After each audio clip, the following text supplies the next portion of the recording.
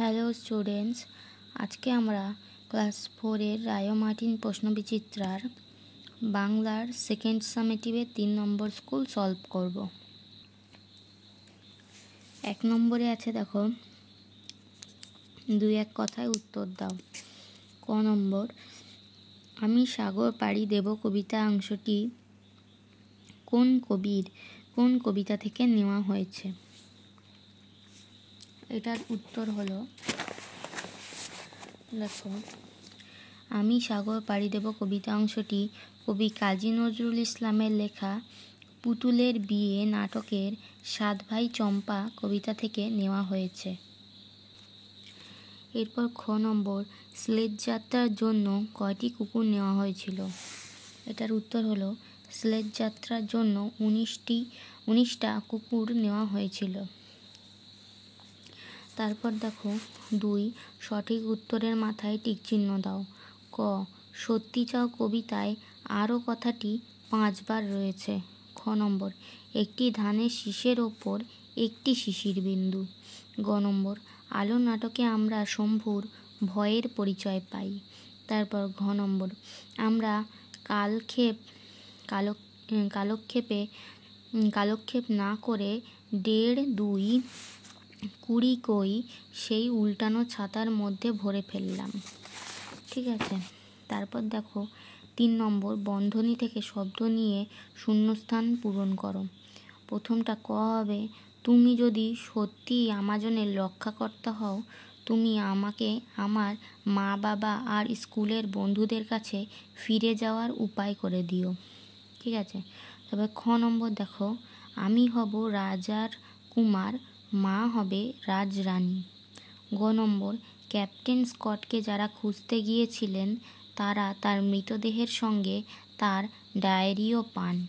তারপর ঘ নম্বর, দেওয়ালের গায়ে টুপ টুপ করে মৌচাক পাথর বেয়ে টুপ করছে মৌচাক পাথর বেয়ে মধু গড়াচ্ছে। উম নম্বর, তার নাকে নোলক কিন্তু মাথাটি ন্যাড়া। এবার দেখো 4 নম্বর, একটি বাক্যে উত্তর দাও। ফ্যানসা ভাত কি? ফ্যানসা ভাত হলো ফ্যান সমেত ভাত। তারপর খ নম্বর, আমার মার বাপের বাড়ি গল্পে হোসেন মামা কি উপহার এনেছিল? 1 কাঁদি পাকা কলা আর গাছ থেকে 2টো কাঁঠাল। তারপর দেখো আছে বাক্য রচনা 5 নম্বর, তোমরা নিজেদের ইচ্ছা মতো বাক্য রচনা করতে পারো। এবার ক দিয়ে দেখো, কয় জঙ্গল দিয়ে হলো, গভীর জঙ্গলে একটি বড় গুহা আছে। তারপরে গাংচিল, আমি মামার বাড়ি গিয়ে আকাশে গাংচিল দেখেছি। তারপর 6 নম্বর, সন্ধি বিচ্ছেদ করো। মেঘালয়, বিবেকানন্দ, বেদান্ত, অতীত আর দামোদর। তো এটা আমরা খাতায় করেছি। দেখো, মেঘালয় হলো মেঘযুক্ত আলয়, বিবেকানন্দ বিবেকযুক্ত আনন্দ, বেদান্ত হলো বেদযুক্ত অন্ত, অতীত হলো অতিযুক্ত ইত, আর দামোদর হলো দামযুক্ত উদর। ঠিক আছে। এবার দেখো আমরা লিঙ্গ পরিবর্তন 7 নম্বর, লেখক হবে লেখিকা, চাচা হবে চাচি।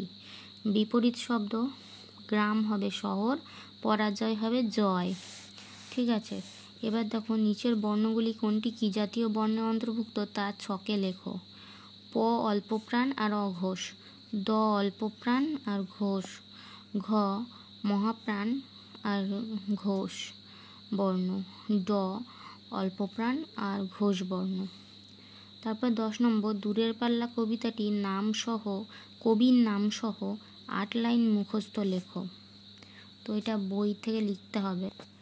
দেখো, বইতে 120 নম্বর পেজে দূরের পাল্লা কবিতাটি আছে।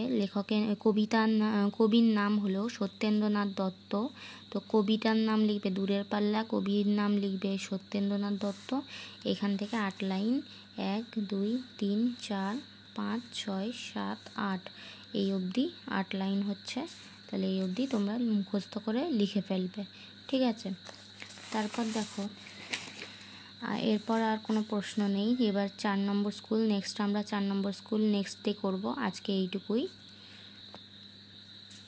আমার ভিডিওটি ভালো লাগলে অবশ্যই তোমরা একটি লাইক করে দিও আর পরপর ভিডিওগুলি পাওয়ার জন্য অবশ্যই আমার চ্যানেলটি সাবস্ক্রাইব করে পাশে থাকা বেল আইকনটি প্রেস করে দিও, যাতে পরপর খুব সহজেই তোমরা ভিডিওগুলি পেয়ে যাও।